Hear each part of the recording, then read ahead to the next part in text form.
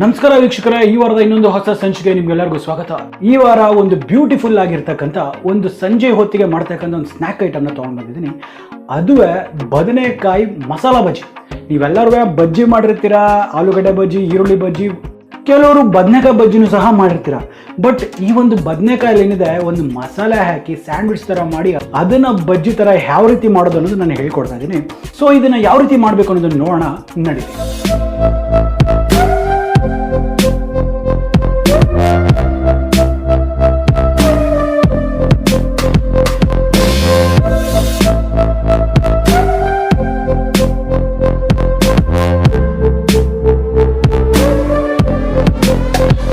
ಈಗ ಈ ಒಂದು ಮಸಾಲ ಬದನೆಕಾಯಿ ಬಜ್ಜಿ ಮಾಡೋದಕ್ಕೆ ಇಷ್ಟು ಇಂಗ್ರೀಡಿಯೆಂಟ್ಸ್ ಇದ್ರೆ ಸಾಕಾಗತ್ತೆ.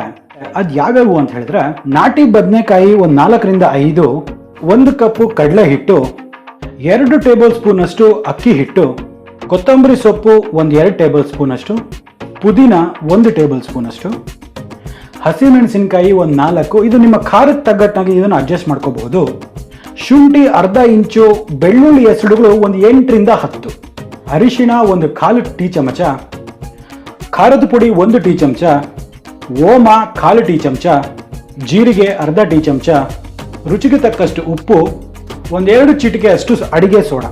ನೋಡಿ, ಈಗ ಒಂದು ಬೌಲಲ್ಲಿ ನಾನು ಈ ಕಡಲೆ ಹಿಟ್ಟನ್ನು ಹಾಕೊಳ್ತೇನೆ.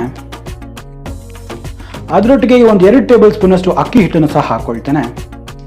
ಹಾಗೆ ಈ ಖಾರದ ಪುಡಿ ಮತ್ತು ಸ್ವಲ್ಪ ಅರಿಶಿಣದ ಪುಡಿ ಮತ್ತು ಇದಕ್ಕೆ ರುಚಿಗೆ ತಕ್ಕಷ್ಟು ಉಪ್ಪನ್ನು ಹಾಕೊಳ್ತೇನೆ.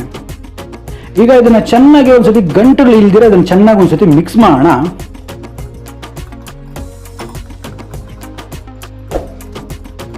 ನೋಡಿ, ಈಗ ಇದೆಲ್ಲ ಚೆನ್ನಾಗಿ ಮಿಕ್ಸ್ ಆಗಿದೆ, ಎಲ್ಲೂ ಕೂಡ ಗಂಟುಗಳಿಲ್ಲ. ಸೊ ಈಗ ಇದರಲ್ಲಿ ಒಂದು ಸ್ವಲ್ಪ ನೀರನ್ನು ಹಾಕೊಳ್ಳೋಣ.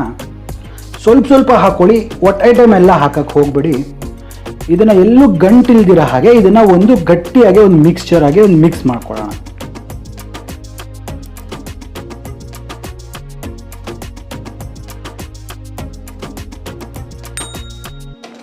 ನೀವು ಇದನ್ನು ಎಷ್ಟು ಚೆನ್ನಾಗಿ ಮಿಕ್ಸ್ ಮಾಡ್ತೀರೋ ಅಂದರೆ ಇದರಲ್ಲಿ ಎಷ್ಟು ಚೆನ್ನಾಗಿ ಗಾಳಿ ಇನ್ಕಾರ್ಪೊರೇಟ್ ಆಗುತ್ತೋ ನಮಗೆ ಈ ಬಜ್ಜಿಗಳು ಅಷ್ಟೇ ಚೆನ್ನಾಗೇ ಬರುತ್ತೆ. ನೋಡಿ, ಇದು ಚೆನ್ನಾಗಿ ಮಿಕ್ಸ್ ಆಗಿದೆ, ಒಂದು ಒಳ್ಳೆ ಕನ್ಸಿಸ್ಟೆನ್ಸಿ ಬಂದಿದೆ. ನೋಡಿ, ಈ ಒಂದು ಕನ್ಸಿಸ್ಟೆನ್ಸಿಲಿ ಅದು ಇರಬೇಕಾಗತ್ತೆ. ಏನು ಮಾಡೋಣ ಅಂತ ಹೇಳಿದ್ರೆ, ಇದರಲ್ಲಿ 1-2 ಚಿಟಿಕೆ ಅಷ್ಟು ಈ ಅಡುಗೆ ಸೋಡಾ ಮತ್ತೆ ಒಂದು ಸ್ವಲ್ಪ ಜೀರಿಗೆ, ಇದರಲ್ಲಿ ಒಂದು ಅರ್ಧದಷ್ಟು ನಾನು ಇದಕ್ಕೆ ಹಾಕ್ತೀನಿ. ಹಾಗೆ ಈ ಓಮ, ಇದನ್ನ ಕೈಯಲ್ಲಿ ಚೆನ್ನಾಗಿ ಹೀಗೆ ಕ್ರಶ್ ಮಾಡಿಬಿಟ್ಟು ಇದರಲ್ಲಿ ಹಾಕೊಳ್ತೇನೆ. ಇದ್ರದ್ದೊಂದು ಒಳ್ಳೆ ಟೇಸ್ಟ್ ಬರುತ್ತೆ. ಸೊ ಈಗ ಇದನ್ನ ಚೆನ್ನಾಗಿ ಒಂದ್ಸತಿ ಮಿಕ್ಸ್ ಮಾಡೋಣ.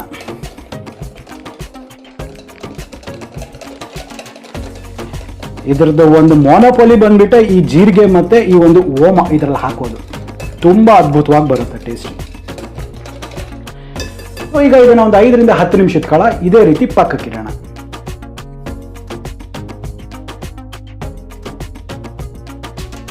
ನೋಡಿ, ನಾನಿಲ್ಲಿ ಒಂದು ಕುಟಾಣಿ ತಗೊಂಡಿದ್ದೀನಿ. ಈ ಕುಟಾಣಿಗೆ ಈ ಒಂದು ಜೀರಿಗೆ ಹಾಕೊಳ್ತಾ ಇದ್ದೀನಿ. ಹಾಗೆ ಇದರಲ್ಲಿ ಈ ಬೆಳ್ಳುಳ್ಳಿ ಮತ್ತು ಶುಂಠಿ ಸಹ ಹಾಕೊಳ್ತೇನೆ. ಅದರೊಟ್ಟಿಗೆ ಈ ಹಸಿಮೆಣಸಿನಕಾಯಿ, ಹಾಗೆ ಈ ಪುದೀನ ಮತ್ತು ಈ ಕೊತ್ತಂಬರಿ ಸೊಪ್ಪು, ಹಾಗೆ ಇದರಲ್ಲಿ ಸ್ವಲ್ಪ ರುಚಿಗೆ ತಕ್ಕಷ್ಟು ಉಪ್ಪು. ಈಗ ಇದನ್ನೆಲ್ಲವೇ ಚೆನ್ನಾಗಿ ಒಂದು ಫೈನ್ ಆಗಿ ಪೇಸ್ಟ್ ಆಗೋವರೆಗೂ ನಾವು ಇದನ್ನು ಚೆನ್ನಾಗಿ ಜಜ್ಜಿ ಕುಟ್ಟೋಣ.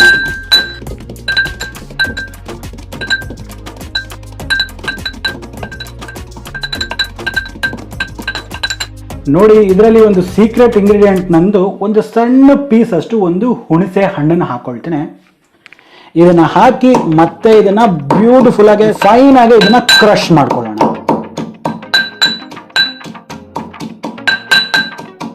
ನೋಡಿ, ಈಗ ಈ ಒಂದು ಕುಟ್ಟಿರ್ತಕ್ಕಂಥ ಮಸಾಲೆ ಎಲ್ಲ ರೆಡಿ ಆಗಿದೆ. ಈಗ ಈ ಮಸಾಲೆನೆಲ್ಲ ತೆಗೆದು ಪಕ್ಕಕ್ಕೆ ಇಟ್ಕೊಳ್ಳೋಣ. ನೋಡಿ, ಈಗ ನಾನು ಇಲ್ಲಿ ಒಂದು ಫ್ರೆಶ್ ಆಗಿರ್ತಕ್ಕಂಥ ಒಳ್ಳೆ ಕ್ವಾಲಿಟಿಯ ಬದನೆ ತಗೊಂಡಿದ್ದೀನಿ. ಇದನ್ನ ಏನ್ ಮಾಡೋಣ, ಈ ತೊಟ್ಟನ್ನ ತೆಗೆದ್ಬೇಡ. ಇದನ್ನು ನೀವು ಈ ರೀತಿ ರೌಂಡ್ ಆಗಾದ್ರೂ ಕಟ್ ಮಾಡ್ಕೋಬಹುದು ಅಥವಾ ಉದ್ದಾದ್ರೂ ಕಟ್ ಮಾಡ್ಕೋಬಹುದು. ಇದು ಕಂಪ್ಲೀಟ್ಲಿ ನಿಮ್ಮ ಪ್ರಿಫರೆನ್ಸ್. ಸೊ ಫಸ್ಟ್ ಮೊದಲನೇದೊಂದು ಸ್ನಿಪ್ ಮಾಡಿ ಈ ಕಡೆ ಇದನ್ನ ಹಿಂಗೆ ರೋಲ್ ಮಾಡಿ ಕರೆಕ್ಟಾಗಿ ಕುತ್ಕೊಳ್ಳುತ್ತೆ. ಸೊ ದೆನ್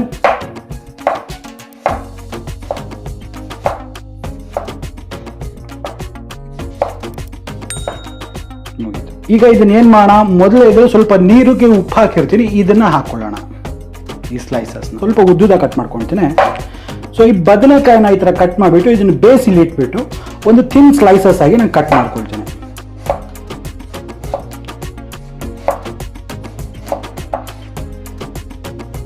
ಕೈ ತುಂಬ ಹುಷಾರಾಗಿರ್ಬೇಕು ಇದು ಕಟ್ ಮಾಡ್ಬೇಕಂದ್ರೆ. ಇದನ್ನೆಲ್ಲ ನೀರಲ್ಲಿ ಹಾಕಿ ನೋಡಿ. ಈಗ ಈ ಒಂದು ಸಾಲ್ಟ್ ವಾಟರಲ್ಲಿ ಈಗ ನೆನೆಸೋದ್ರಿಂದ ಏನಾಗುತ್ತೆ, ಈ ಬದನೆ ಎಲ್ಲ ಏನಾಗುತ್ತೆ ಜಲ್ದಿ ಕಪ್ಪಗಾಗತ್ತಿಲ್ಲ.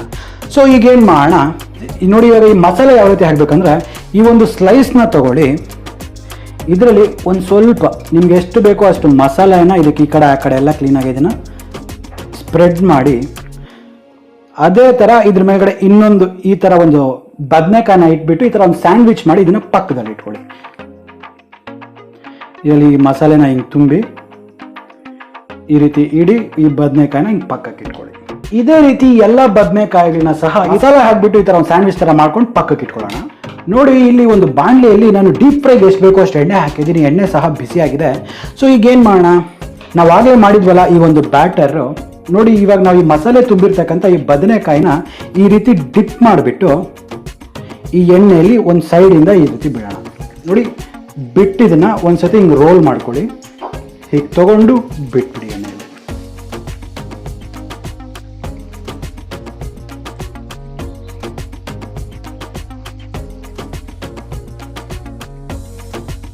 ನೋಡಿ, ಇದು ಹಾಕಿದ ತಕ್ಷಣ ಇದನ್ನ ಕೈ ಆಡ್ಸಕ್ಕೆ ಹೋಗ್ಬಿಡಿ. ಇದು ಕರೆಕ್ಟಾಗಿ ಆಗಬೇಕು. 1 ನಿಮಿಷದ ಕಾಲ ಇದೇ ರೀತಿ ಎಣ್ಣೆಯಲ್ಲಿ ಫ್ರೈ ಆಗಲಿ. ಈಗ ನೋಡಿ, ಈಗ 1 ನಿಮಿಷ ಆಗಿದೆ. ಸೊ ಈಗೆಲ್ಲ ಕರೆಕ್ಟಾಗಿ ಇದು ಶೇಪ್ ಎಲ್ಲ ಕರೆಕ್ಟಾಗಿ ಹಿಡಿದಿದೆ. ಸೊ ಈಗೇನು ಮಾಡೋಣ, ಇದನ್ನ ಒಂದ್ಸತಿ ರೊಟೇಟ್ ಮಾಡ್ಕೊಳ್ಳೋಣ.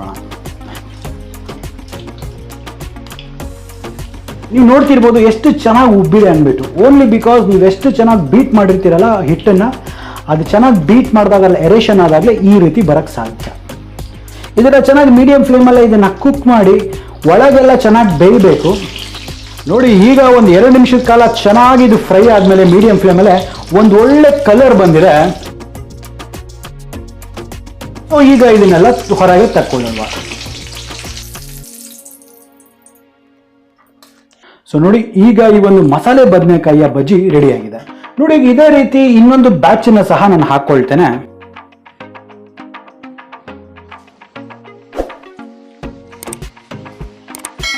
ನೋಡಿ, ಈಗ ಇದನ್ನು ಸಹ ಚೆನ್ನಾಗಿ ಫ್ರೈ ಆದ್ಮೇಲೆ ಇದನ್ನ ಹೊರಗೆ ತಕೊಳ್ಳೋಣ. ನೋಡಿ, ಈಗ ಈ ಬ್ಯಾಚ್ ಸಹ ಚೆನ್ನಾಗಿದೆ. ಇದನ್ನ ಹೊರಗೆ ತಕೊಳ್ಳೋಣ.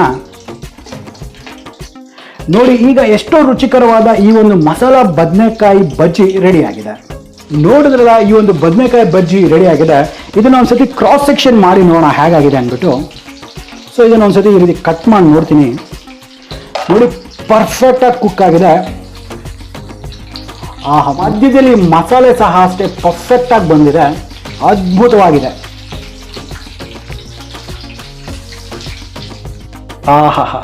ನೋಡಿದ್ರಲ್ಲ ಎಷ್ಟು ಅದ್ಭುತವಾಗಿ ಕಾಣಿಸ್ತಿದೆ ಅಂದ್ಬಿಟ್ಟು. ನೋಡ್ತಾ ಇದ್ರೇನೆ ಬಾಯಲ್ಲಿ ನೀರು ಉರ್ತಾ ಇದೆ. ಸಂಜೆ ಹೊತ್ತಲ್ಲಿ ಒಂದು ಕಪ್ ಚಾ, ಈ ಒಂದು ಬಜ್ಜಿ, ಬ್ಯೂಟಿಫುಲ್, ಅಷ್ಟು ಚೆನ್ನಾಗಿರುತ್ತೆ. ಈ ಒಂದು ಮಸಾಲೆ ಏನಿದೆ ಬರೀ ಇವು ಬದನೆಕಾಯಿಗೆ ಅಲ್ಲ, ನೀವು ಬೇಕಾದ್ರೆ ಆಲೂಗಡ್ಡೆ ಮಧ್ಯದಲ್ಲಿ ಹಾಕಿ, ಇಲ್ಲ ಅಂತ ಹೇಳಿದ್ರೆ ಈರುಳ್ಳಿಯಲ್ಲಿಯೂ ಹಾಕಿ, ಇಲ್ಲ ಅಂತ ಹೇಳಿದ್ರೆ ಹೀರೆಕಾಯಿ ಬಜ್ಜಿ ಮಾಡ್ತಾರಲ್ಲ ಅದರಲ್ಲೂ ಸಹ ಹಾಕಿ, ಇಷ್ಟೇ ಅದ್ಭುತವಾಗಿ ಬರುತ್ತೆ. ಸೊ ಈ ಒಂದು ಟೆಕ್ನಿಕ್ ನ ಫಾಲೋ ಮಾಡಿ ನೀವು ಖಂಡಿತ ಇದನ್ನ ಮನೇಲೆ ಮಾಡಲೇಬೇಕು. ಅದು ಮಾಡಿದ ನಂತರ ಅದು ಯಾವ ರೀತಿ ಆಗಿದೆ ಅಂದ್ಬಿಟ್ಟು ನನಗೆ ಕಮೆಂಟ್ ಸೆಕ್ಷನ್ ಅಲ್ಲಿ ತಿಳಿಸಲೇಬೇಕು. ಇಷ್ಟ ಆಯ್ತಾ? ಹಾಗಾದ್ರೆ ಈ ವಿಡಿಯೋನ ಲೈಕ್ ಮಾಡಿ, ನಮ್ಮ ಚಾನಲ್ನ ಸಬ್ಸ್ಕ್ರೈಬ್ ಮಾಡಿ, ನೋಟಿಫಿಕೇಶನ್ಸ್ನ ಆಲ್ ಮಾಡ್ಕೊಳ್ಳಿ. ಆಗ್ತಾನೆ ನಮ್ಮೆಲ್ಲ ಅಪ್ಡೇಟ್ಸ್ ನಿಮಗೆ ಮೊದಲನೇದಾಗಿ ಸಿಗ್ತಾ ಇರುತ್ತೆ. ಖುಷಿಯಾಗಿರಿ, ಆರೋಗ್ಯವಾಗಿರಿ ಅಂತ ಹೇಳ್ತಾ ನಾನು ಮುಂದಿನ ಸಂಚಿಕೆಯಲ್ಲಿ ಮತ್ತೆ ಭೇಟಿ ಆಗ್ತೀನಿ. ಅಲ್ಲಿವರೆಗೂ ನಾನು ನಿಮ್ಮ ದೀಪಕ್ ಕ್ಷತ್ರಿಯ ಸೈನಿಂಗ್ ಆಫ್. ಜೈ ಹಿಂದ್, ಜೈ ಕರ್ನಾಟಕ, ನಮಸ್ಕಾರ.